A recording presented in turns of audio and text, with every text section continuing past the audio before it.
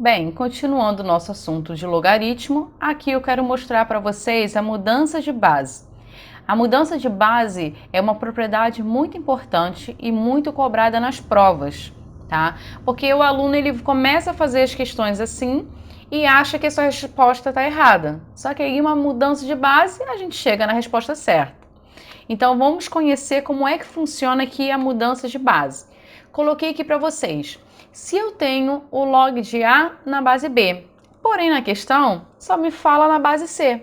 Como que vai ser essa mudança de base? Bem, eu vou escrever log de A na base C dividido pelo log de B na base C. Preste atenção que o logaritmando, ele continua como logaritmando do numerador e a base, ela passa a ser logaritmando do denominador.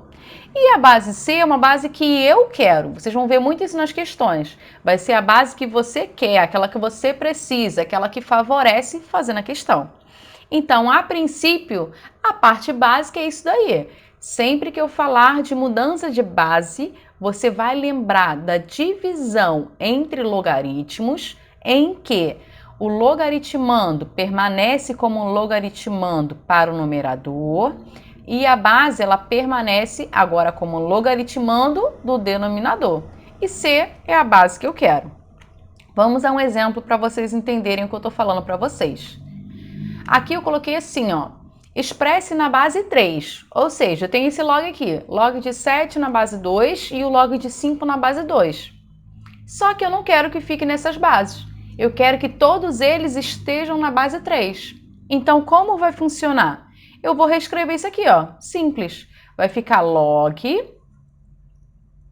de 7 na base 3 dividido pelo log de 2 na base 3. Pronto, é só isso aqui que eu quero que você faça nessa questão. Segundo exemplo, nós temos o log de 5 na base 2. Como é que ele vai ficar? Log de 5 na base 3 dividido pelo log de 2 na base 3. Pronto. Por que isso?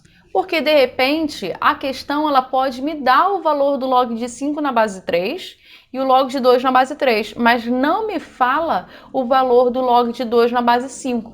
Então, é aí que eu preciso enxergar a necessidade de aplicar uma mudança de base. Vamos a mais um exemplo para vocês entenderem o que a gente precisa fazer. Ó, no caso do exemplo 2, eu coloquei assim, ó, calcular o log de 2 na base 10. Então, tá aqui, ó. Eu quero o valor do log de 2 na base 10. E nesse caso, eu tenho que o log de 2 na base 30 é igual a A e o log de 5 na base 30 é igual a B. E agora, o que eu vou fazer? Como eu preciso ter o valor do log de 2 na base 10, você presta atenção que eu tenho aqui o valor do 2 e aqui eu tenho um log de 2. Só que esse log de 2 está em que base? Na base 30. E esse log de 5 que ele me deu também está na base 30. Então, o que eu vou fazer com esse valor que eu quero? Vou aplicar uma mudança de base. Vai ficar da seguinte maneira. O log de 2 na base 10, ele é igual ao log de 2 na base 30 sobre o log de 10 na base 30. Pronto, aqui ó, passei para a base 30, passei para a base 30. O log de 2 na base 30 já tenho, mas eu não tenho ainda o log de 10 na base 30. Mas aí segue aquela dica que eu ensinei para vocês. Sempre que o logaritmando não for um número primo, você pode pensar na ideia de fatorar, tá? Porque às vezes a gente aplica outros artifícios também, mas nesse caso ainda continua a ideia da fatoração. Então é o que nós vamos fazer aqui, ó. Eu passo a ter o log de 2 na base 30 sobre o log de 2 vezes 5 na base 30.